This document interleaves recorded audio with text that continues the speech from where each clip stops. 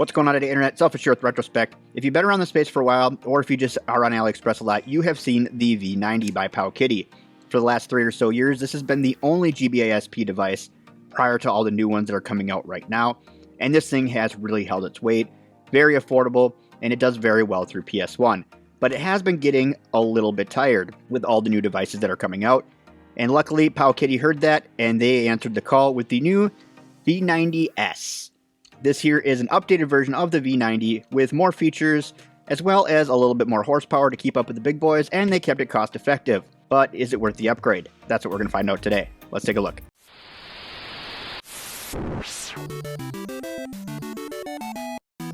Before we go any further, I just want to give a shout out to Mech DIY for supplying this V90S for a fair and honest review. No money exchanged hands. All opinions are my own, and they do a really good job supporting the channel. So check out my link down below if you want to pick one of these up. I'll leave a discount code here on the screen where you will save 16% if you shop over at Mech DIY. If you want to pick this one up, head on over there, use code RETROSPECT16 and save yourself some money. Now let's get into it. All right, let's unbox this V90S. Looks like a normal Powkiddy box. You can see I got this from Mech DIY. There are some colors available for it that aren't this color, but I mean, this is yellow, so that's pretty cool. But you got some blacks, some reds, stuff like that. We do have right here on the top when you open it up an origami accordion. If you need to take a picture or something, if you want a close-up, there you go. If you lost your manual, here is your chance. I missed part of it. Oops. Get that out of the way. We'll get the V90S out of the way. Now this does come with a Type A to Type C power charger.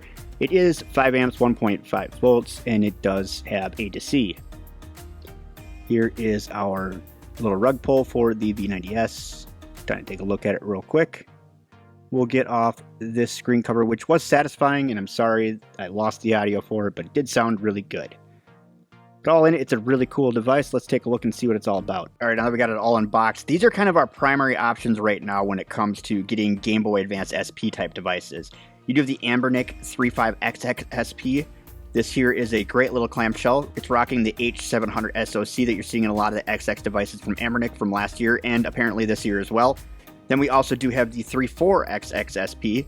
This one here is rocking a 3.4 screen and also an H700 device, but this one has 2 gigs of RAM. The only H700 Anbernic offers with 2 gigs of RAM.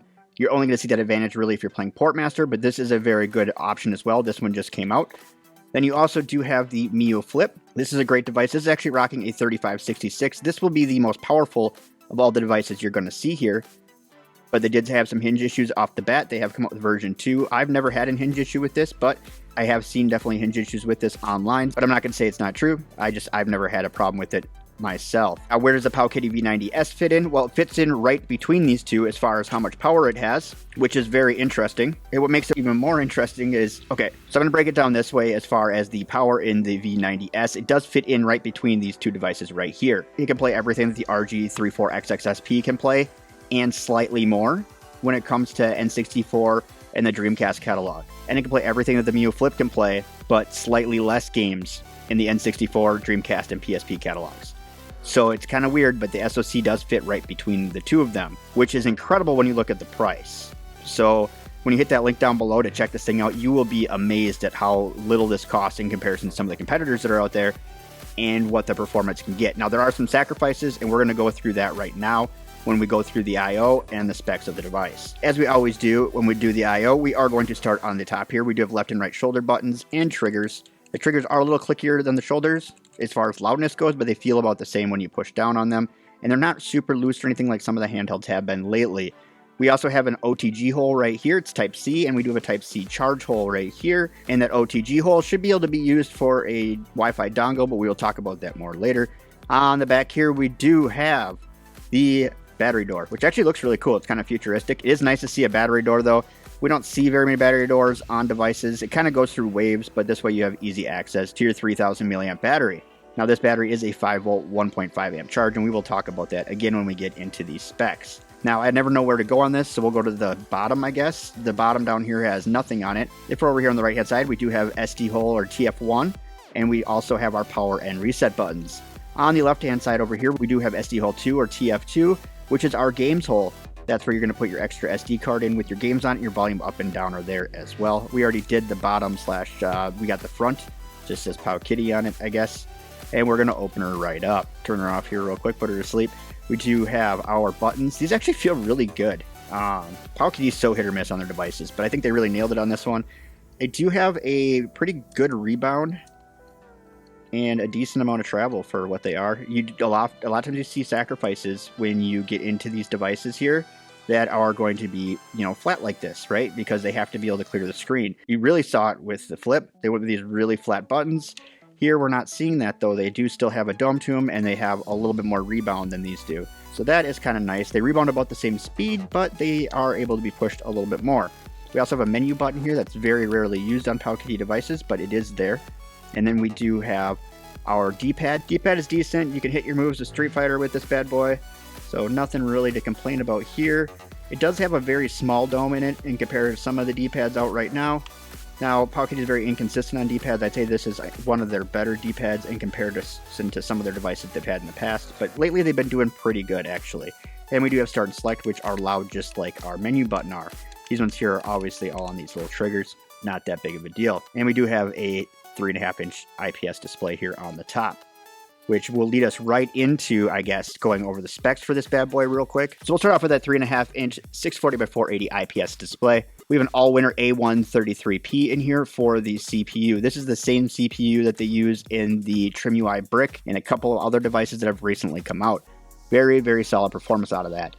We do have a PowerVR GE8300 GPU in here. It does have 1 gig of DDR3 RAM. It has 2 external SD slots or TF card slots.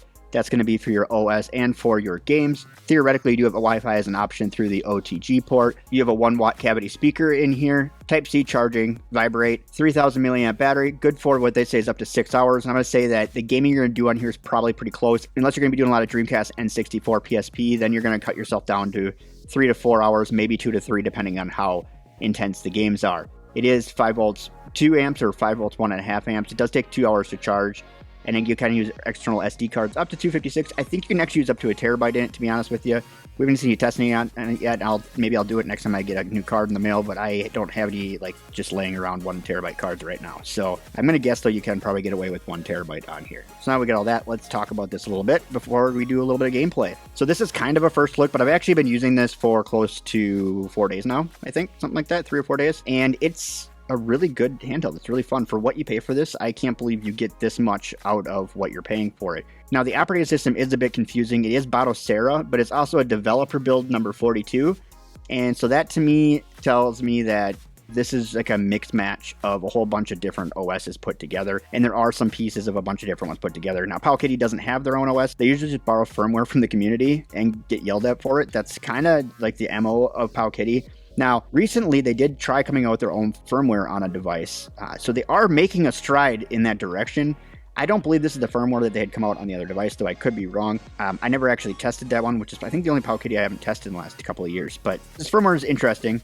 A lot of things are kind of weird. So, like, for instance, RetroArch isn't completely open, but it's mostly open. But it also doesn't save your configuration. So if you go and change things, you're going to be doing it pretty much every time you go in. Now, you can save your settings as, like, a profile. So you're just going to have to reload your profile, but every game you go into, you are going to have to do that. Just to give you a heads up, it doesn't actually save the configuration file for you the way that you traditionally would get. And there's a few different options that I've tried to go to that I just couldn't find in there. And you'll notice if you're familiar with RetroArch. But if you're not familiar with RetroArch, this is actually a pretty good advantage to you because most of the stuff is set up for you. And so you're not even going to have to worry about it. And if you don't want to fiddle with it, you don't have to. Every platform will play. You can make stuff look better if you wanted to, but then there's nothing that plays as if it was never curated. Everything seems to have been curated in some aspect as far as the different emulators go for the different systems that are preloaded on here. So I think it's great for anybody that's getting new into this hobby, and Powkiddy tends to be a stepping stone into the hobby. So I think that's awesome. Now, there are some crazy things about this that I wouldn't have expected because the original V90 is actually pretty close to the size of the SP. It's actually a little bit smaller than the SP from Nintendo. This is a big size difference. So if you can see the difference here on the screen, we are talking a considerable size difference. As well as thickness is a lot thicker, right? And you know, it's actually almost exactly the same as the RG35XX SP. They are pretty much one for one. Even this button here looks pretty identical. Now, these ones have got a little cut into them, but as far as like the actual upper shape of these buttons, they look pretty close, and they have about the same amount of travel, though they are using a different type of switch in there for sure. But you just look at how close that is, even there. We both have battery doors.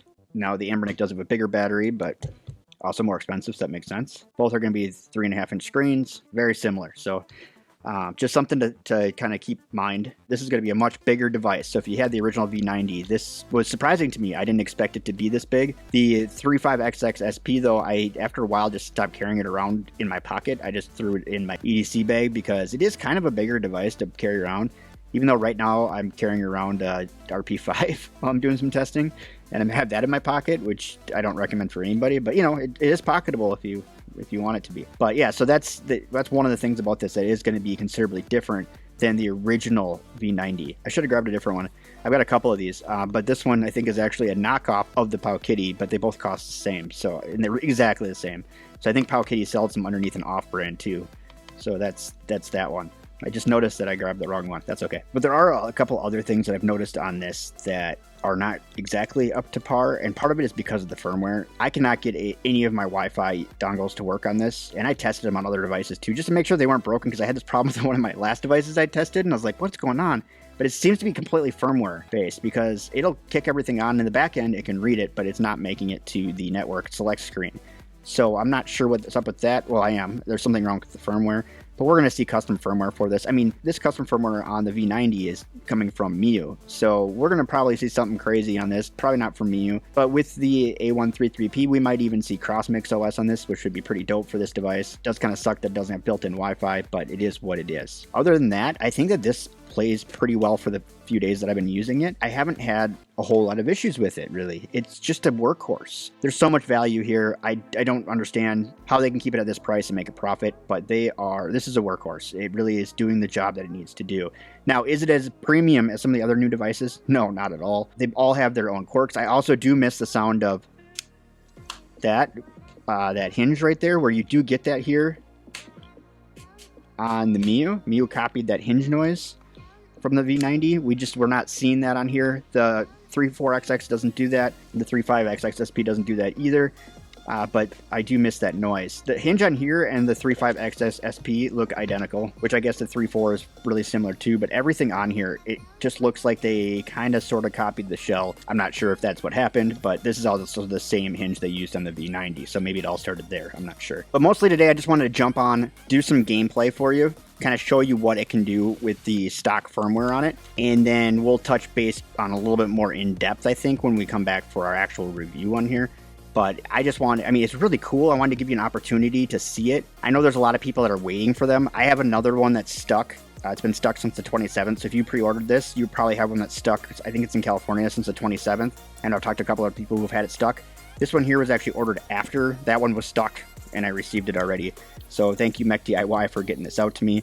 There's some customers that have ordered it when they sent me this, and they've gotten theirs already too. So I don't know what's going on with Powkiddy's shipment, but it does seem to be just in limbo right now. But it's a killer deal, so you can't really go wrong, even if it has to get stuck for a while.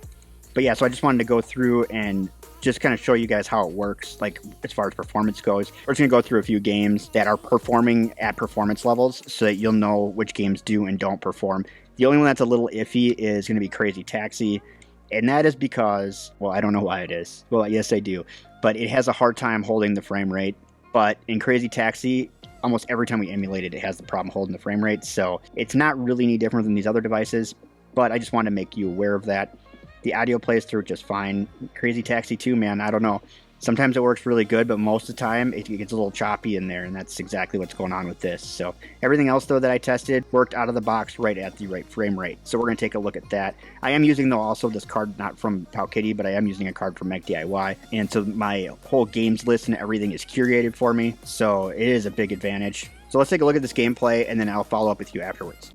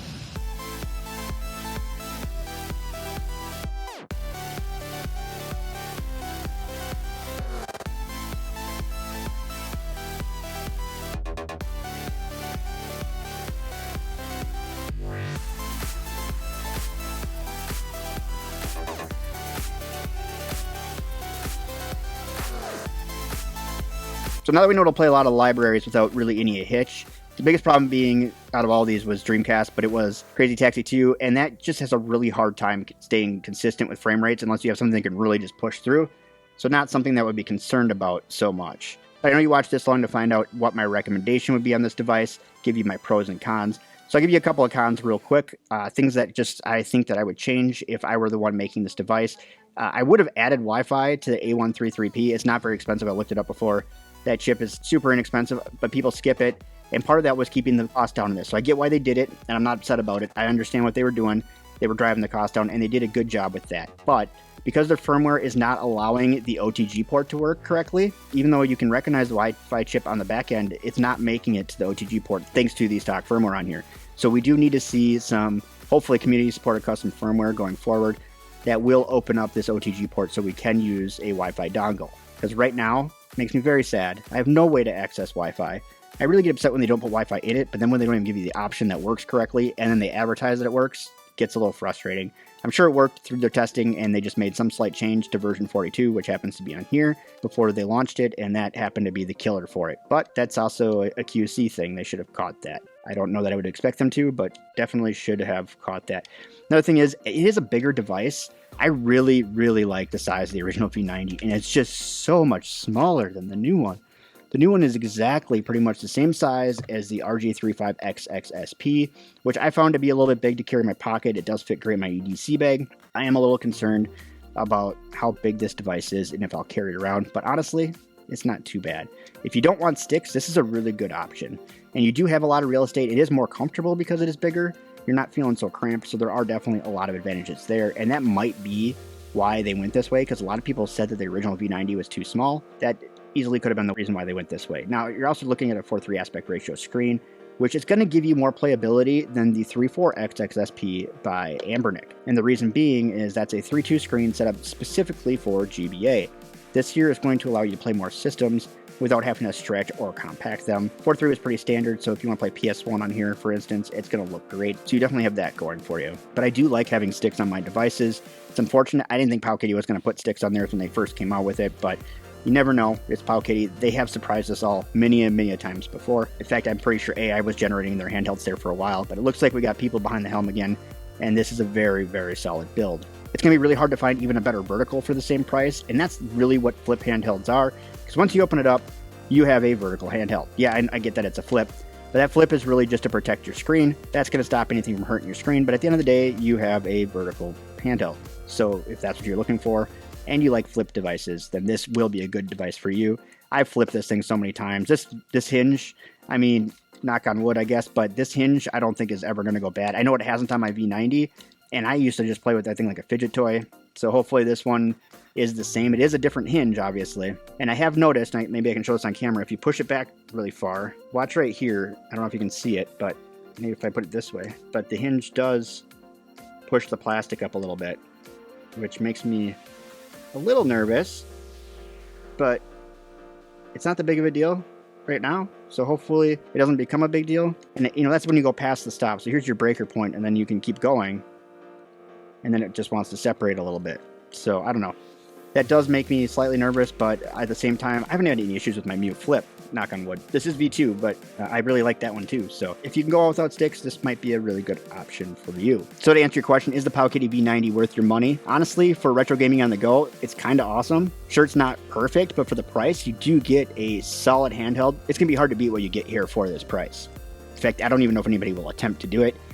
Likely, probably not. So that's going to be pretty awesome. I'm also not here to spend your money for you, so that's going to be for you to decide. But that's all I got for today. Thanks for watching. Drop your thoughts, questions, comments in the comment section down below. I read through all of them. Also, don't forget to like and share this video. Sharing helps grow the channel quite a bit. And if you want to see how the V90S stacks up against other handhelds, check out one of these videos up here on the top of the screen. It should give you some options for some different gaming handhelds or peripherals that I have reviewed before. It's based off of your search history, so it's going to algorithmically find what you like according to Google, and I don't know what that's going to be. I don't think you probably know what that's going to be either, but Google says you're going to like it, so you should probably check one of those out. But that's all I got for today. Catch you on the next one. Game on. Bye!